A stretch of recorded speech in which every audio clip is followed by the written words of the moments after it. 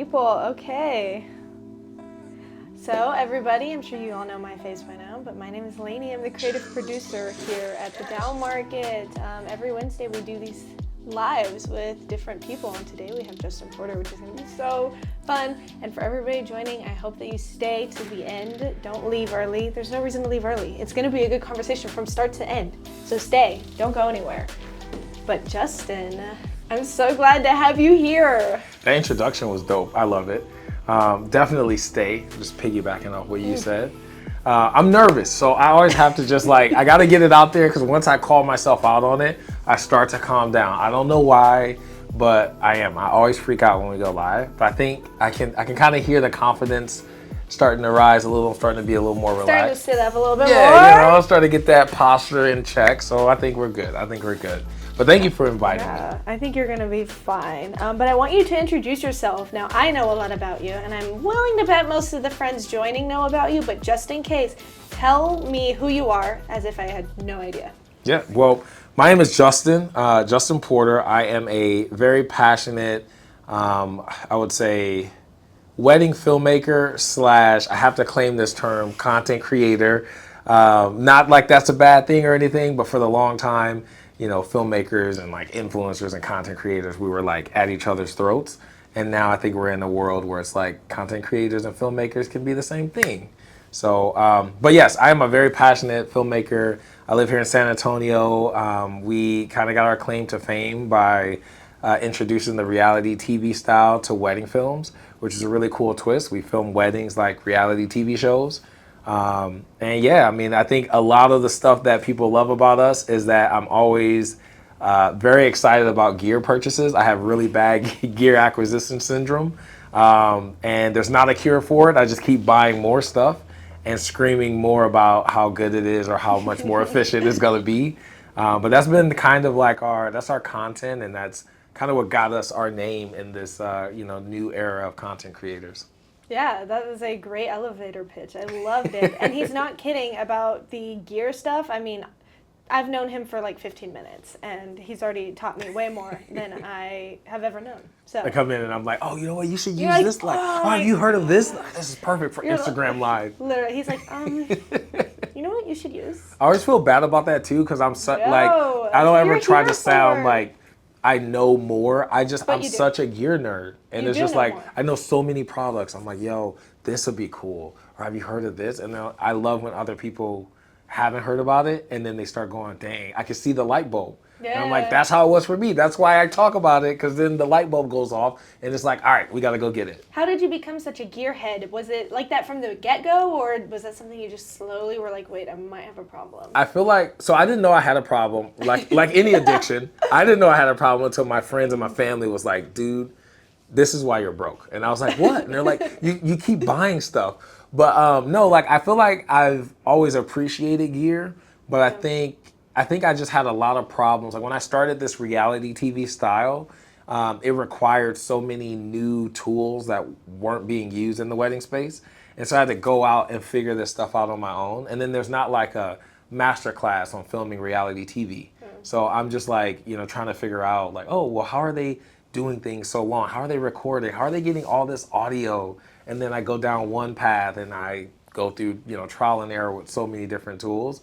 And the crazy thing is we would post, win or fail, we would post it. So even if I thought this is the next best thing, I would post it, and then I would come back and be like, all right, guys, I lied. That's not the next best thing, but this. And so I think people started enjoying that, and they found that to be it's the reality of being a creator, whether you're photo or video, is you have no idea what you need, and you buy stuff, you try it, and you execute and it sticks, or you're like, okay, take this back. Don't ever recommend this again. And that's kind of how it happened. I feel like that goes for a lot of industries, or just a lot of things in general. I think about makeup. I think about any beauty product. I mean, you're like, yeah, this is the one. Yep. Until something else it's not the out. one. Until it's not the one. New things are coming out, or old things are coming back. It's always going to change. And I actually heard Justin talking earlier. We were talking about equipment. We were talking about things that we might. We need new things and whatever. And Justin's like, don't get rid of your old stuff. Old stuff always comes back. You're only going to need it as soon as you sell it. You're going to be like, oh my God, what happened to that red chair? And then it's Oh, like it would be it's perfect for this. too late. It's gone forever. And like it literally just happened to us. We remodeled, and then I'm like, oh man, I need this monitor. And the one monitor, I had 6 monitors that were just on ice that weren't being used. The one monitor I gave away was the only one that worked with our wireless transmitter. And now all of a sudden it's like, so yeah, don't ever get rid of it. You got to keep it. Okay, but also, let's not create a problem. We don't need to be hoarders. Let's keep things within reason. Let's be moderate about it. Let's be moderate. Yeah. We do not define support- moderate though, because that like I feel like I had 6 monitors. Is that moderate or is that I already? mean, that feels like another problem. Okay, all right. Maybe you're right. another problem we should address. Maybe not like you're not. You know, I think we need to do. I have a whole attachment new issues. live I for think that that's one. what it is. Yeah. Yeah. That's a or whole. maybe like a shopping addiction. I think so. Yeah. I'm gonna admit it. I can't say no to it because my Instagram is filled with. It's just all evidence. So somebody here said no masterclass yet, but JPM Academy BB. Yeah, the JPM Live Academy. The little plug, real quick. I guess I'm the first to introduce reality TV filmmaking in a live teaching aspect. Yeah. So I'm trying my best. All the stuff that I'm figuring out, which I don't know if it's right or wrong, but when it works, I bring that to my academy and we teach it live into the JPM Live Academy. So I guess that is like a little place. Well, now, but there wasn't when I was figuring it out. There was nowhere to go. I was just like hoping for the best, buying stuff, either working or just putting it on a shelf because again, attachment issues. Didn't want to let anything go, and I just kept doing that until things ended up working. Yeah, I want to talk about your innovative side a little bit. It's clear that you're an innovator.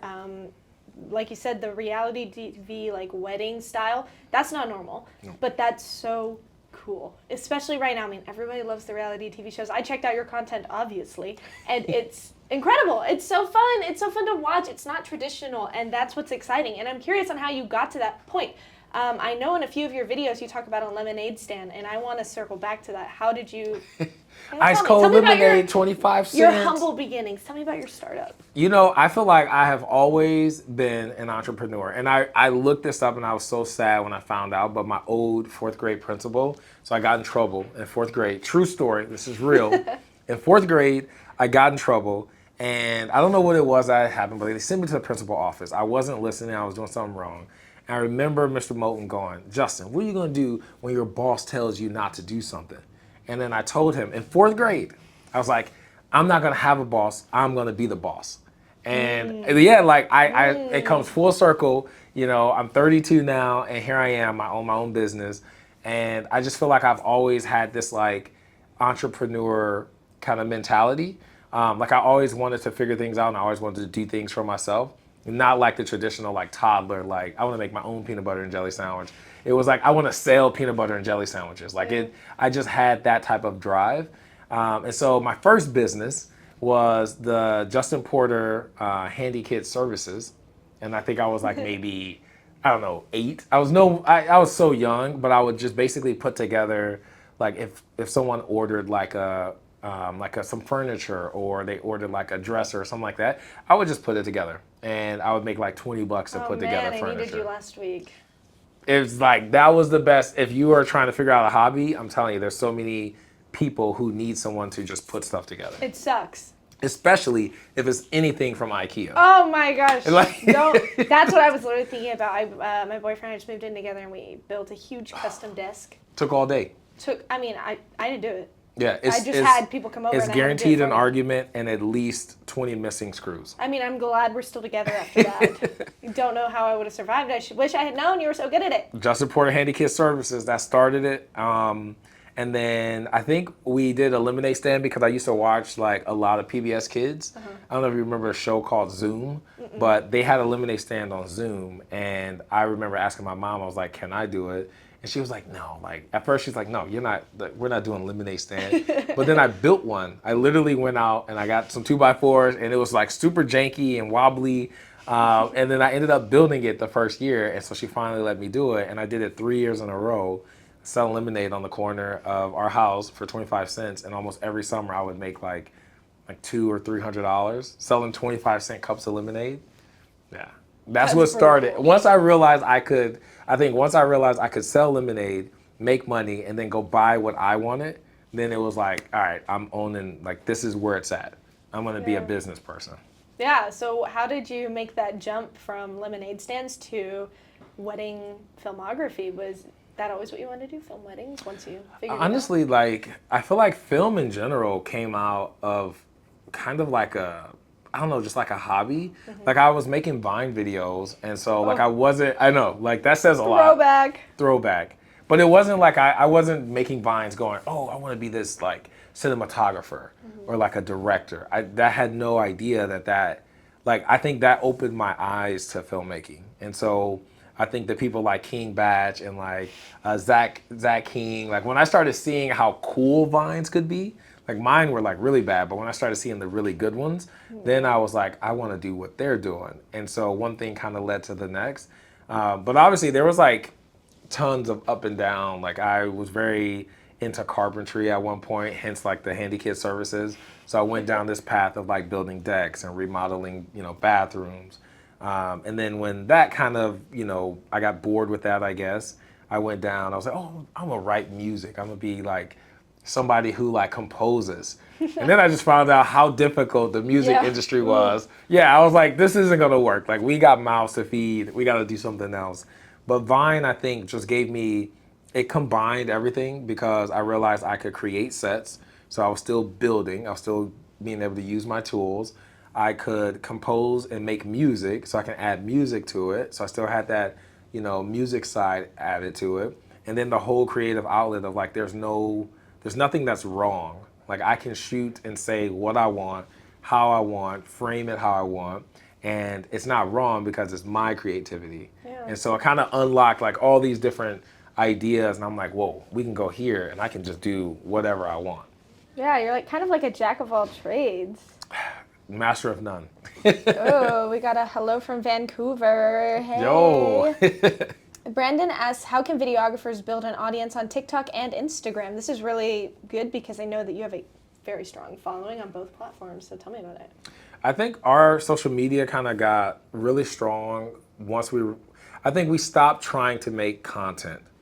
I think that was like the biggest thing. And it's so weird to say, but even when I think about it now, a lot of our videos are not, shot with a fancy camera.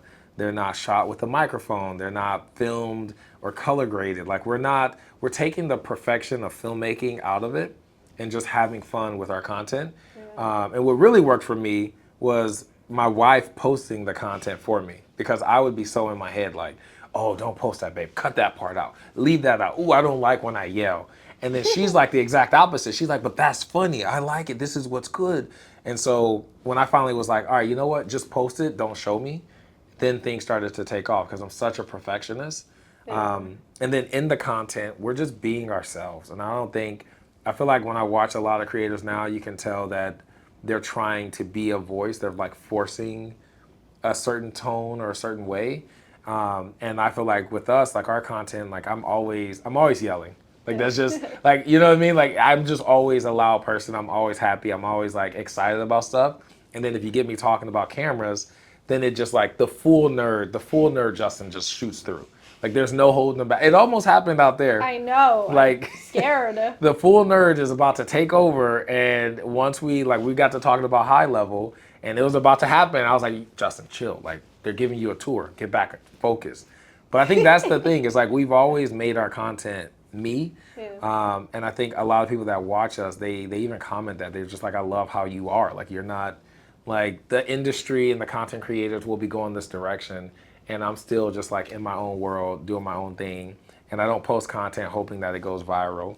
I post it because it's either going to help or I thought it was funny and I'm just wanting to share it. It is, that to me, creating content to me is like a exciting outlet.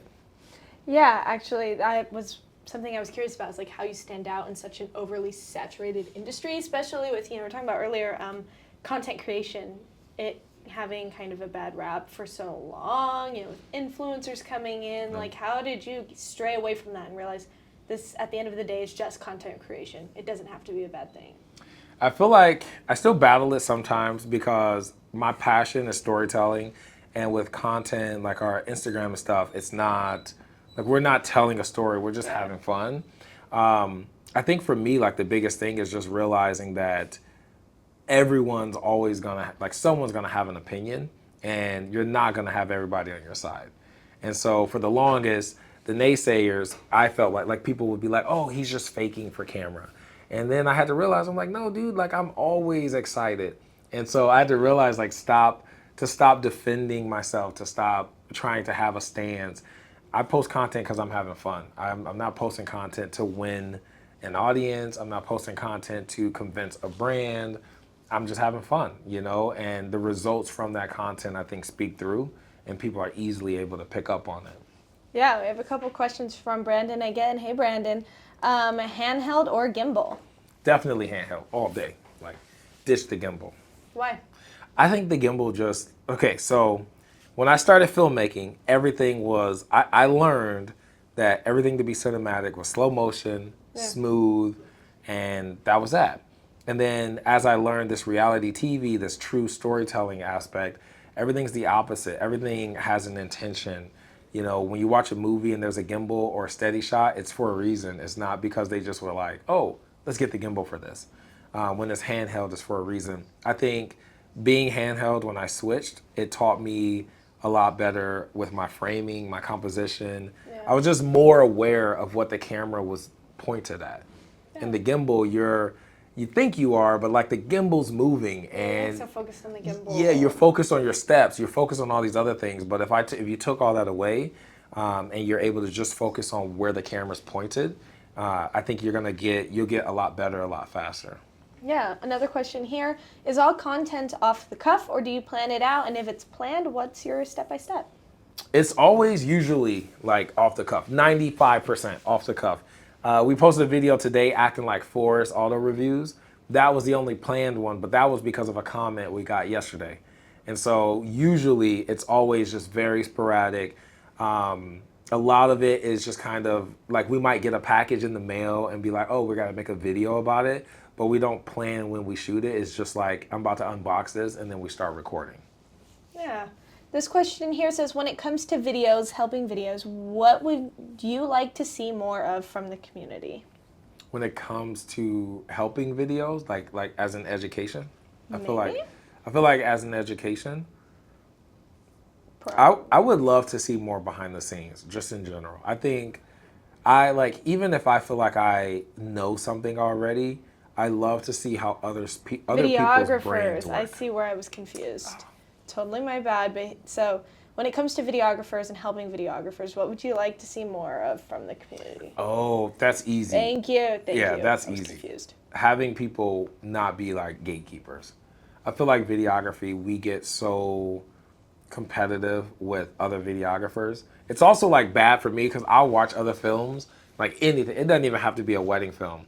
And then I will just beat my own, like, oh my God, this is not good. My stuff isn't great. I can't color grade like this. I can't frame. And so I know that that's like more of like my own personal self, but I would love to see our community as a whole be more positive and uplifting. You see a lot of like comments where people are like, why do you do that? That's overkill. You're dumb for this. You're dumb for that. We should just be like, hey, this is your method. I stand behind it. Yo, keep killing it. Let's be more motivational.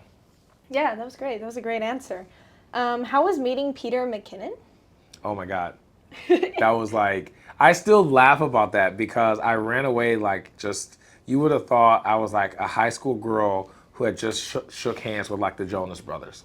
Like, I literally, I can't take it back, but it was like, I feel like every single exciting bone in my body was just like at 100. And so I bum rushed them for one.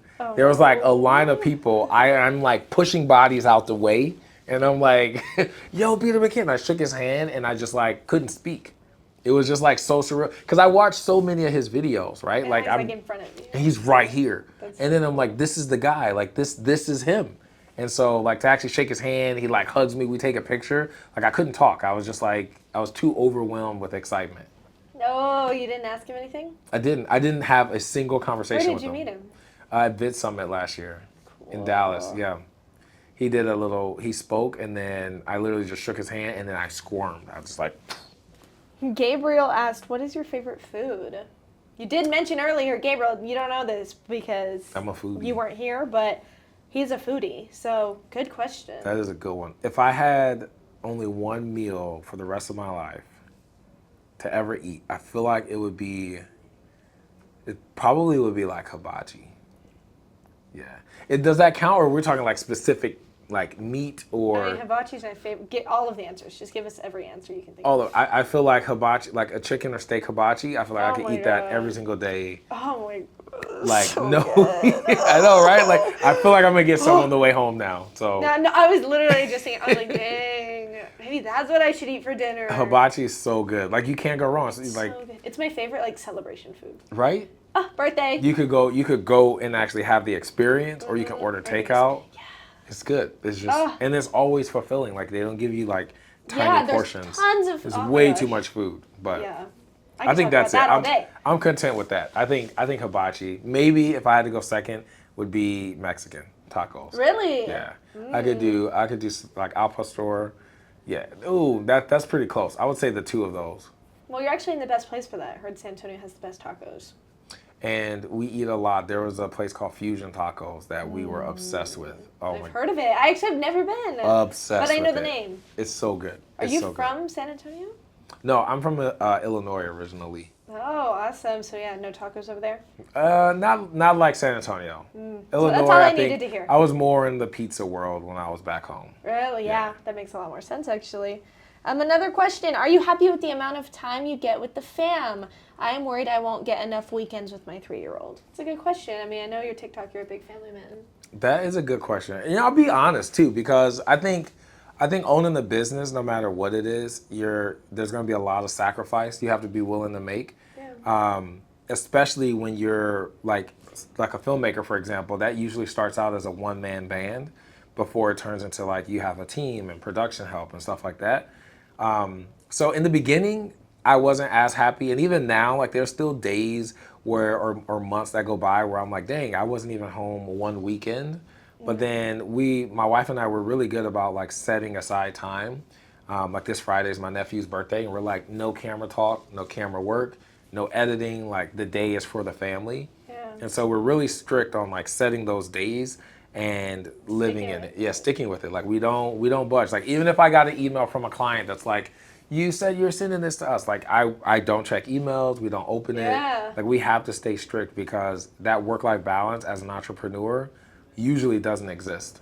Yeah, it's hard. I just, I've started working a couple different jobs in like a couple different fields, and that was something that I found myself having to really prioritize because one of the jobs is also kind of remote. Oh. And that's hard because it's like it's all from your computer anywhere. And you're home. So then I'm like, well, I should answer it because I didn't have to go to the office today, so this counts as me working. Yep. But I'm like, I'm eating dinner. I don't want to answer it right now, And so it's hard to tell yourself like, no, I'm done. I'm clocked done. out. I'm off. I'm off. So that is a really good question. I'm glad someone asked it. We have another question: Canon, Sony, Fuji, or Nikon, and why? That's easy. Come on, y'all been watching my content. Your boy is Nikon all day. I know the answer. Yeah. Nikon all day. Like I don't want this to be a sales pitch, right? I don't want to throw it in the sales pitch, but Nikon is shaking the industry.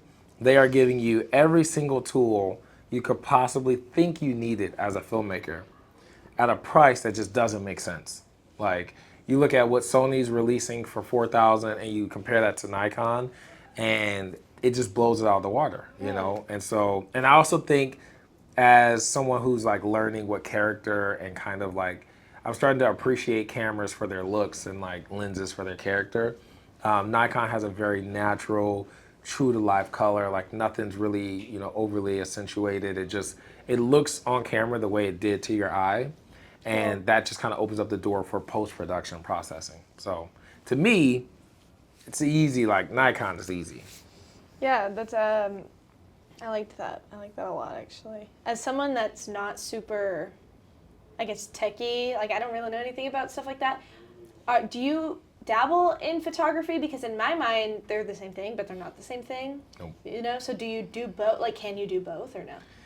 So when I started, I was in photo, and I just don't enjoy it. Like creatively, that it's more like it's just exhausting. Yeah. Like I get like I don't have fun with it. I don't like posing people.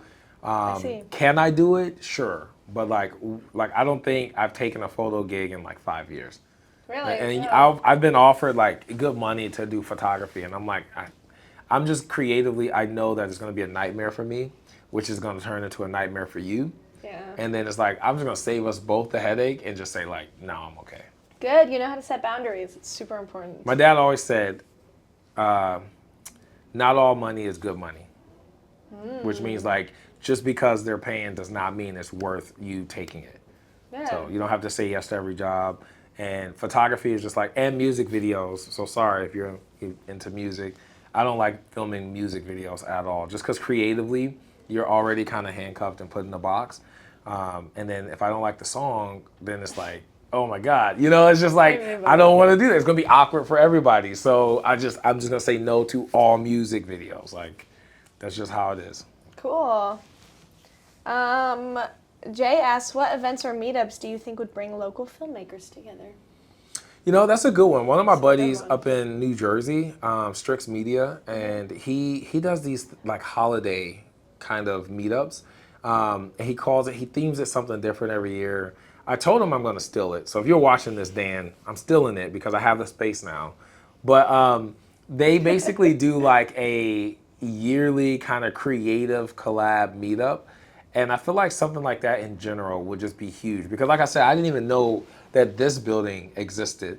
Had there been like some creative, outlets for people who are doing in the creative field, whether it's like music or art or photo, video, whatever, to just meet up, share information, network, have a good time, where it's not like that we're not going to be sitting and going through lectures the whole time. Yeah. I feel like that would be super huge. And it doesn't have to be like all the time. It could be literally like they do, like a holiday meetup.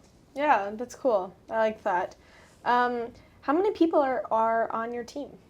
So my team now, we have so many things that went through like my family life. So our team got a lot smaller within the last 6 months.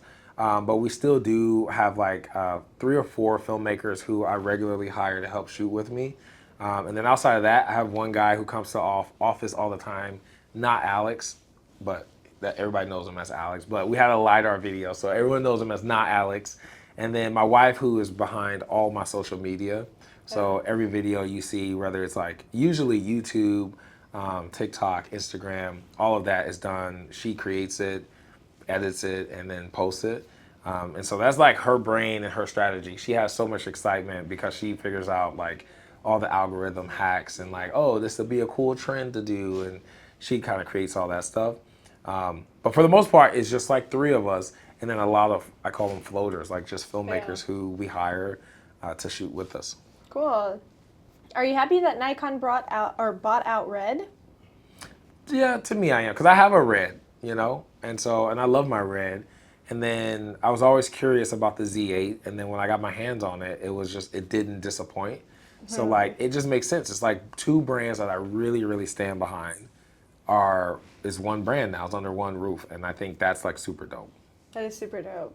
It's a good way to put it. Yeah, it's like you can't ask for more. It's like mom and dad got back together. Like, I don't know if that's a good example. That was great. Was it? Okay, No, okay. I thought that was good. That was good. You're like, the world is right. Right? Like, we're back, like, we're all under the same house again. This is great. Like, I don't have to choose which one I want to go with. They're both here. We're good. Yeah, I don't have to split weekends. None. That's so good. That was a great response. When's DeWalt sponsoring you, and should videographers look at more unconventional brands for gear?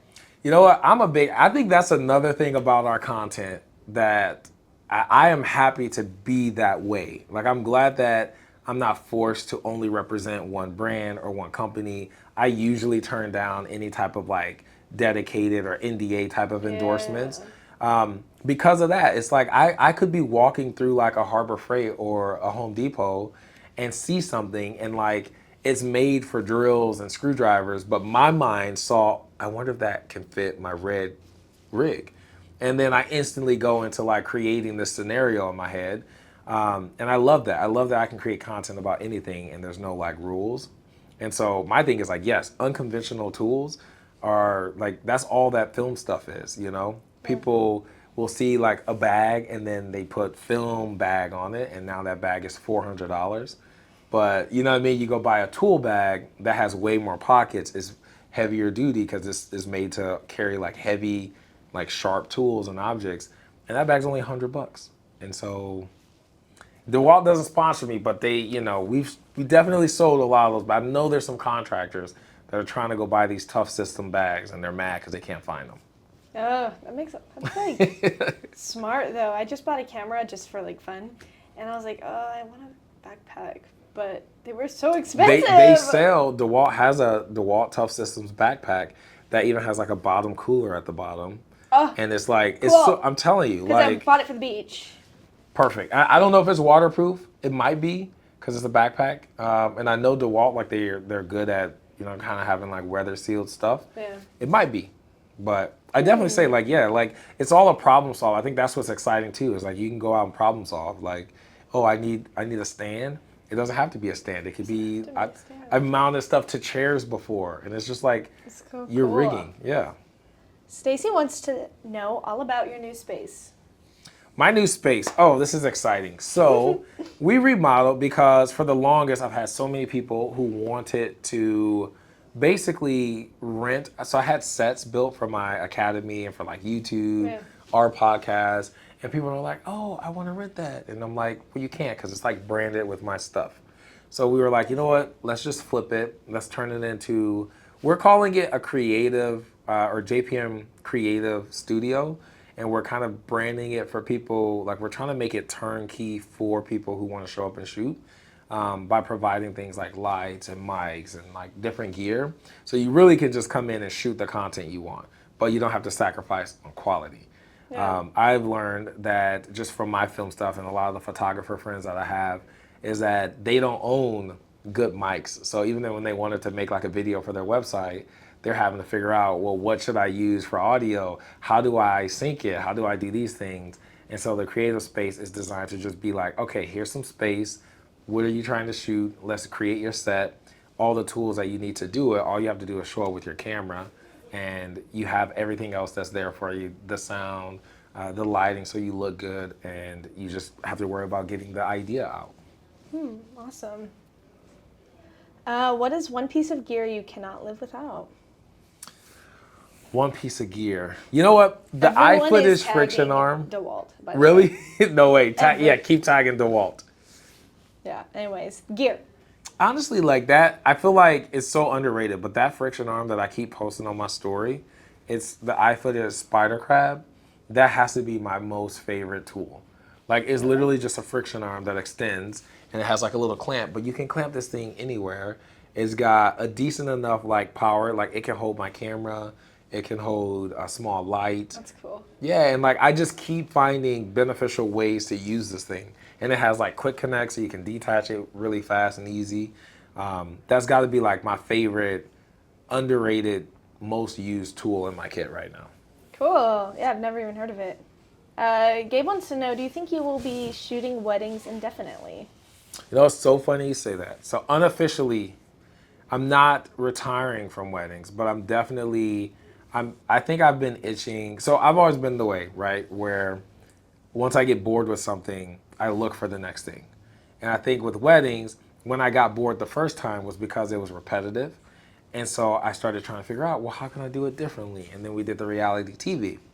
Well, now I feel like I've done it so much that I'm back in the original category. Not that it's boring. It's just like, what's next? I want to add to it. And I've kind of hit this ceiling. So now I'm kind of like itching for creating like some sort of pilot reality show where like we can film like a legit like, mock series of some sort. And so I'm looking for things like that. I don't think I'll be like indefinitely doing weddings. It might get to a point where I'm just very, very picky with the couples we work with. We take maybe 5 to 10 a year and then we substitute the income for doing more corporate things or like our studio rentals, stuff like that. Yeah. That's awesome. This question says, who would win in a rock, paper, scissors match? Me or you? Oh, me? Let's do it. Okay. Yeah, I was about to say, like... So on shoot? On shoot. Okay. Rock, paper, scissors, shoot, right? Yeah, okay. And we're going, like, it has to, like, hand has to be here with your move. You can't go like that. Okay, no, I'm not going like that. I'm not going to cheat. Best 2 out of 3. I'm not going to cheat. Okay. I'm a guest, so you can't let me lose. Okay. I'm a woman, so I have to win. Oh, okay. Okay. We're playing that card. Let's go. Ready? Rock, paper, scissors, shoot. Rock, paper, scissors, shoot. Ah! Rock, paper, scissors, shoot. Yes, No! go. Let's go. I wasn't even given a chance. It's because he was the guest. I'm so competitive too. Like, you have no idea. Like, we'll play like Uno with my kids, and it's just like, for a second, I'm not your dad. Like, I'm just a stranger. We're playing a real game. That's how it should be. You got to man up today. You're teaching them tough skin. Tough skin. Like, this is, we are serious right now. Afterwards, I'll be dad again. Yeah. Absolutely. But during the game, it's like all bets are off. No, I like that. I think kids need to lose sometimes. They need to lose. If they win all the time, they're going to grow up. I don't let them win. Like, we're playing basketball, I'm blocking the shot. Like, it just figure out another way to get the ball in the hoop. Because, like, I'm not going easy on you. Can't tell if that's like a good thing or if it's a bad Typical thing. dad, I think. Yeah, guys, we have some time for a few more questions. So whatever you're wanting to know, put them in the comments right now or you're going to regret it later. I promise. Until then, do you have any controversial takes on the like video media industry? You know what? My controversial take, this is good, is the whole AI thing. Yeah, there's like this whole like all the creators, everybody's just going nuts about it. You got people in the wedding space talking about it. And a lot of people feel threatened by AI. And as great AI is going to be, I think what I love about AI is that it's proving who's not creative. And I don't mean that in a disrespectful way, but I just mean that like there's a lot of people who cut corners, and by cutting corners, it prevents our industry like from really growing. Like for example, if you own a business and then you hired a filmmaker who cut corners, you're no longer going to see value in filmmaking. Because then I could just do that. Exactly, right? And so AI is coming in and it's basically taking care of... It's like weeding them out. Exactly. And so if you're not able to tell a story or be creative, like it has nothing to do with gear. Yeah. It has nothing to do with quality. It has all to do with like emotion and purpose. And if you're not able to tell a story or create, you know, a meaningful video that's creative, I think that's where AI is going to step in. So I'm all for it. I think that's controversial and a lot of people don't like it. But I'm like, man, I would love to be able to use AI to get a drone clip of downtown San Antonio instead of going all the way downtown to fly my drone. Like, why not? You know? Yeah. That was a good answer. Somebody asked, before your social media rise, what was a resource that you used to gain more clients? Facebook marketing was my number one thing. I think that kept me. I haven't done it in a while because of our social media, but targeted ads was like. Really? Easily, yeah. It's just so powerful, and I can only imagine it's gotten even better now because of all the extra tools that Facebook's doing, or Meta. But that's like, if you don't know Facebook marketing or not familiar with it, I would say like there's tons of people on YouTube, but I would definitely say like if you could hire like a marketing company that's good at selective ads, that it'll work. Cool. That's awesome. Well, we are about to end the live, so I'm curious, is there anything that you want to say? Anything that you feel like wasn't covered? No, this is exciting. I really appreciate you letting me come down here and just, get the tour of the place. I didn't know that this even existed, so this is exciting. I'm already thinking of ideas, like can I come back? I'm going to rent the coffee area and bring my laptop. Come back. Just because it's like dope to be, like this is a dope creative space too. Like, oh man, we're not on my Instagram. It's okay. I'm going to post about it before I leave. But this is a dope creative space. Like, they got rooms for days. They got desks for days. There's creativity everywhere. Like, there's literally a giant unicorn with lights right here in front of me. Like, you can't be in a down mood when you're here. You're going to be happy. But yeah, thank you for inviting me. Thank you for letting me be a part of it. And I'm super pumped to actually be, connected with you guys now to follow the journey with all that y'all are doing. Yeah, I'm glad that you were able to come in person. It's so fun to do these in person. I feel like I can connect so much better and that it flowed, and hopefully you aren't nervous anymore. No, I feel good. You feel good? You feel good. You look good. Totally good now. You like look confident. in the beginning, I felt like my voice was cracking. I was like, oh my God, I'm nervous. But now I'm like, I'm good. I'm relaxed. I'm comfortable. We're good. This was awesome. Thank you to everybody that asked questions. You make my job so much easier, and I am always grateful for that. So we hope to see you again soon. If you're not already, follow everybody involved on Instagram, and we will see you next Wednesday. Bye, guys. Awesome. There we go. Yay!